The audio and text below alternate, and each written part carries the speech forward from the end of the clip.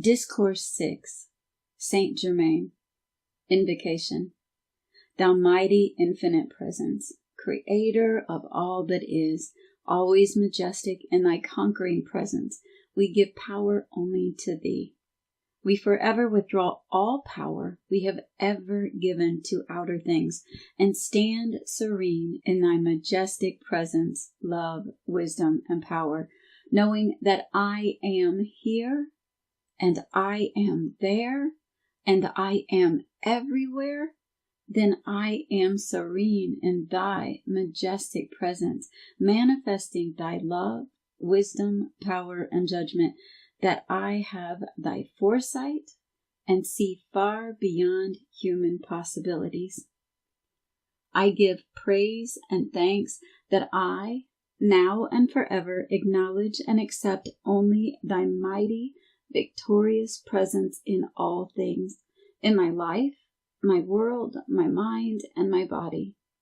I give praise that I have placed about each form thy magic circle, invincible, impenetrable to anything unlike thee. I stand guard over my life, body, mind, world, and affairs, that nothing manifest unlike thee. We thank thee. The discourse. Keep reminding the outer activity, the outer consciousness, that when I say I am using the infinite God power. When I say I am, I have set this power into motion to successfully accomplish whatever the idea is which has been held in consciousness, or whatever idea the attention has been held upon. Sincere students should not forget this for a single hour, until the truth becomes so fixed in the outer activity that it automatically acts. Therefore, you will see how perfectly ridiculous it is to say, I am sick, I am financially embarrassed, or that there seems to be a lack of anything. I tell you that you cannot possibly be affected if you will hold fast to this idea, then use it.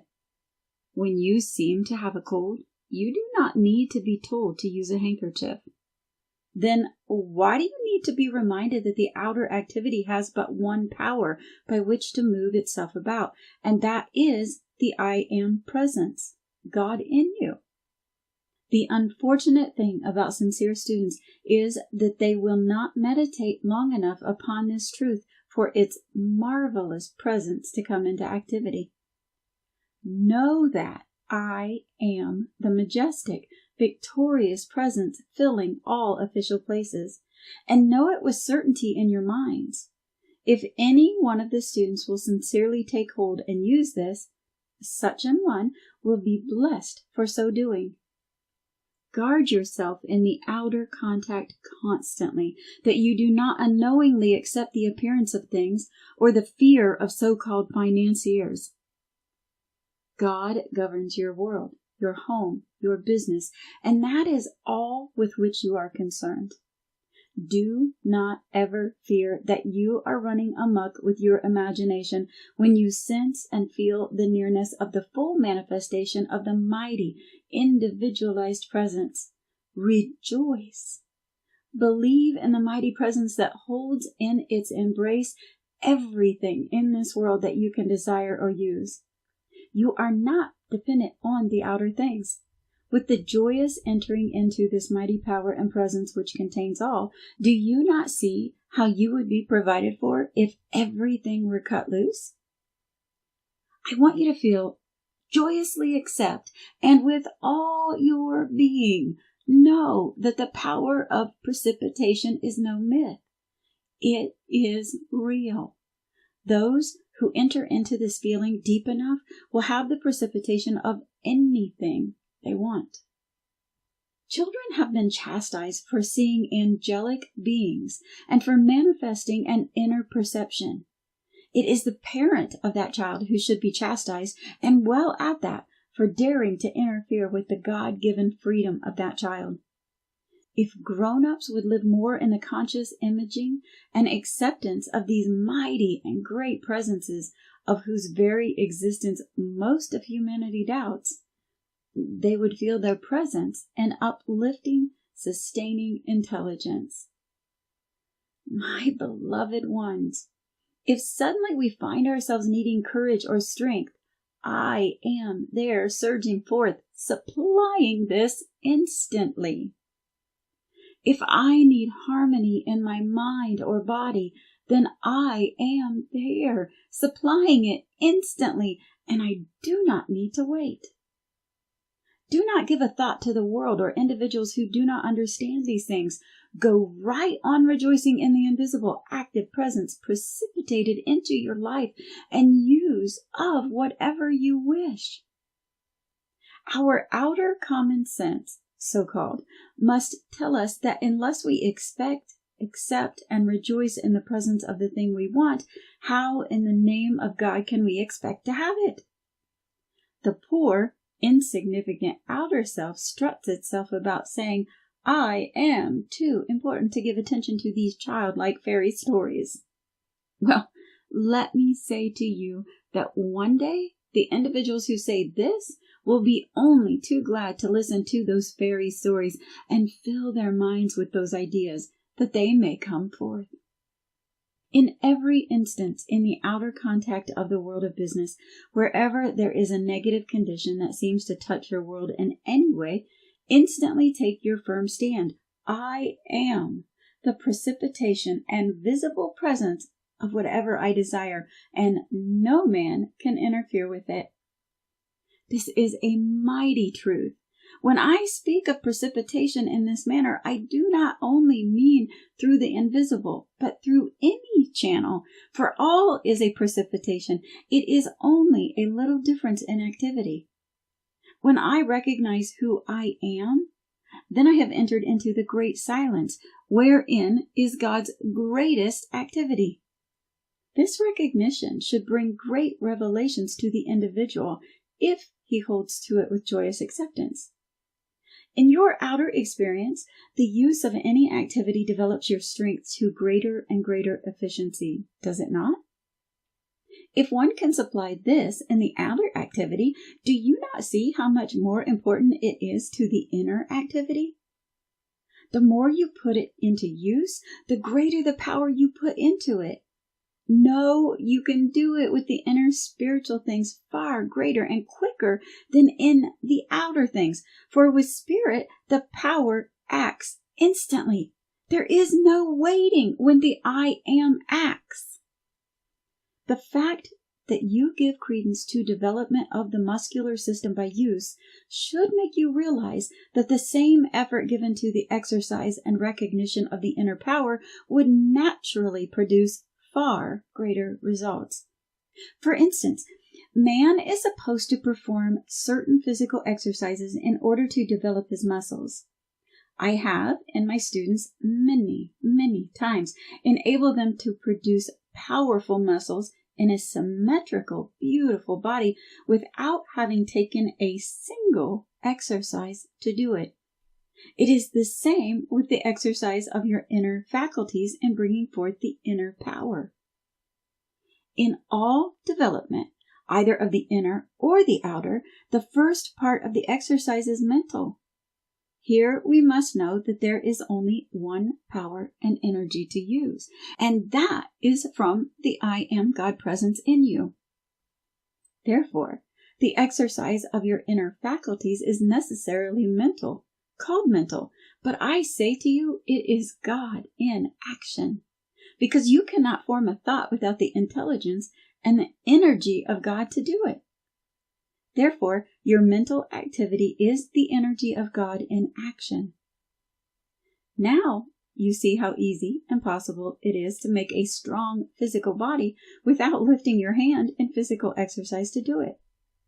Most scientific, medical, and men of physical culture will deny this, but I assure you it is only because they have not become aware of or thought deeply upon the energy or power that is acting, because no kind of activity can take place except by the use of this inner energy and power. Individuals allow the impingement of doubts and fears to rush in and overwhelm them when it comes to the recognition of these great faculties, which are free for their use at any time. You see, they are but submerged, as it were, by the outer, like a cork that has been pushed beneath the water, which, when released by a little effort, pops up to the surface into use. I must say it is positively pitiful when earnest students spend so many years straining at intervals to gain the use of these faculties, and then, because they do not operate immediately, relapse into a state of inactivity until something spurs them on, and then relapse again. Persistent, determined recognition of this I am presence will take you through anything to absolute certain accomplishment, unless you lie down on the job. I see, and especially at this time, a goodly number of individuals who, with a little encouragement and description of the simple use of these faculties, will quickly leap into their freedom, and especially those who have this verbal instruction and the radiation that goes with it. Is it not appalling that sons and daughters of God will submit to the binding claims of limitation when, with persistent effort and determination, they would open the door and step through into this great inner chamber, filled with such dazzling light, jewels, gold, and substance from which every kind of food in the universe can be precipitated? Then, with this truth plainly before them, these individuals still hesitate, through unbelief, to step through, take this scepter, and be free. Beloved ones, again I say to you, sing the great melody of the I am conquering presence. Sing it in your hearts continuously. Feel it with all your ability. Be determined to use it. Hold fast to that determination, and the knowledge and the way will steadily open to give you that mastery, which is your eternal freedom. Just keep joyously knowing that you are through the veil now. Whatever mastery the individual has gained over himself, his affairs, or his world is always, and should be, a sacred chamber, an inner sanctuary upon which no other inquiring individual may intrude. No one may attain mastery through the desire of the outer to find the mastery within another. To seek, find, and apply the law of one's own being is the student's sure road to mastery, and only when the individual has attained it himself may he really understand what true mastery is. There is only one mastery to be sought, and that is over one's own outer self. One might walk beside a master for years and not discover it until his own inner faculties revealed the fact. One might live in the same house with a master for years and not know it until some crisis arose to be handled, and thus the real power be revealed. For a master to discuss or disclose his own attainment of mastery would be to dissipate his own forces, and may not be done at any time. If a student be fortunate enough to have a beautiful experience and then discuss it with others, there is usually so much doubt poured at him that he soon begins to doubt himself. It is really funny how convincing someone else's argument can be. If a student will listen to the argument of someone else, why not be at least as fair to his own God self and listen to its power and good as expressed through the inner experience? The moment doubt begins to enter, more doubt rushes in. The same with the I am. If you put your attention upon it, it rushes forth more and more. Where the conscious attention is fixed, there the energy pours. Dear ones, do you not see, when you want something revealed or to be inspired in some way, do you not see I am that? The moment you say I am, you set in motion this power that has inherent within it all these faculties. It has all substance and must take on whatsoever form the attention of the mind is fixed upon. The I am is the fathomless mind of God. In reaching for understanding, the average student is but contacting the recurring memory of that which has been, instead of going into the heart of God and bringing forth that which has never been. Individuals and students many times do not and will not realize that there have been many civilizations of vast attainments which are entirely unknown to the outer world today. Atlantis and Lemuria, or the land of Mu, as credited by a few today, are but fragments of the great civilizations that have been. To do unusual things, the students who wish to do this take the determined stand, I am the heart of God, and I now bring forth ideas and accomplishments which have never been brought forth before. Consider only, I am that which I wish to bring forth. The I am presence is the heart of God. You are immediately in the great silence the moment you say I am. If you recognize that you are the I am, then whatever you declare is manifest that moment. To believe is to have faith a thing is true. There is an interlocking of belief and faith. In the beginning, a thing is belief, and if held to, it becomes faith. If you do not believe a thing is true, you cannot bring it into manifestation. If you do not believe I am a thing, how can it act for you? The old saying, there is nothing good or bad but thinking makes it so, is an absolute truth. When you know that God's energy comes forth into the individual absolutely pure and perfect, then you must realize that it is the individual who requalifies that energy and imposes his own impure quality upon it. This pure God energy is projected forth by the conscious effort of the individual, and he must impose some kind of a quality upon it, for that is his privilege as a creator. Everyone is constantly qualifying this energy, which is pouring forth continually. Each one is continually pouring his color into it through his own consciousness. Every activity of the outer that qualifies carries with it the inherent faculty of sound and color. No activity of any kind can take place which has not sound and color inherent within it. God's perfection naturally has no discoloration within it. Within the outer faculty, which gives quality to a thing, is where the discoloration takes place. Every student must take the responsibility of his own activity in qualifying the energy he sends forth. The mind cannot act upon anything that has not intelligence inherent within it. Do not allow yourself in the human sense to consider the element of time in anything you do, but enter into a thing joyously and stick to it until it does manifest. Be like a blowtorch. If you will hold steady on the mighty God presence as the actor doing the thing, you will enter into the fullness and perfection of everything, ready for your use now. All permanent accomplishment must be by the self-conscious effort of the individual.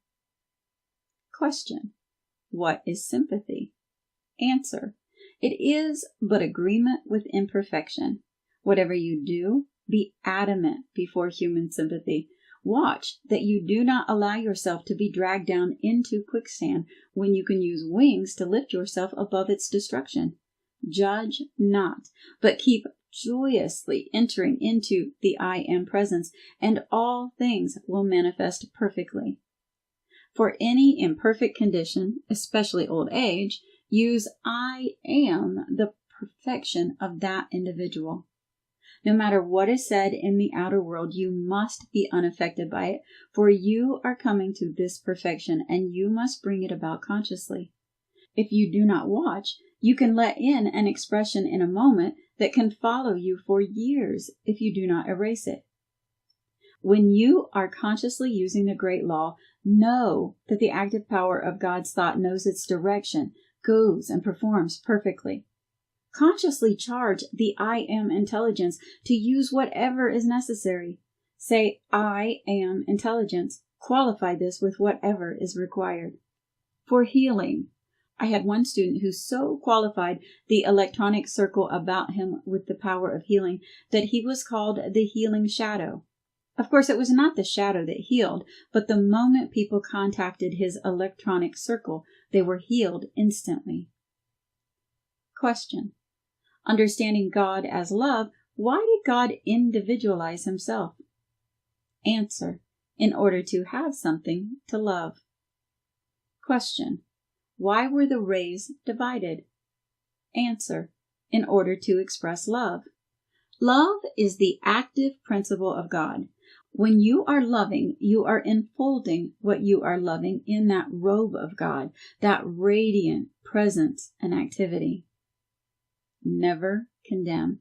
Try always to understand whenever there seems to be a wrong sex activity, and lift the consciousness of the individual by focusing the attention upon a high ideal of some kind in order to control the thought, so the sex activity can come under conscious control of the individual through the use of his own will.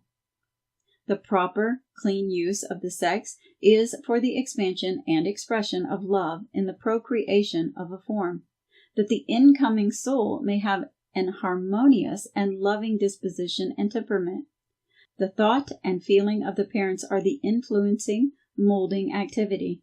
The nature of the life principle of the individual is to love. Benediction. Infinite God of love, we give thanks for thy gracious outpouring today, for thy mighty radiance filling all things everywhere. We give praise and thanks that we have entered into thy world where everything is so fair, where thy radiance, creative with every thought, brings into perfection all things held within our thought. Notes. Raising the body. Nada raised her body 2,700 years ago. In the case of 3 raising the body at one time, they might ascend at the same moment or within a few weeks or months. Controlling an animal. Use I am here and I am there, and I command silence there. Also, look the animal in the eye and know that the love of God controls it. The difference between divine compassion and human sympathy is as great as that between light and darkness. Divine compassion holds the student's attention anchored to the mighty I Am presence, calling it forth to produce perfection.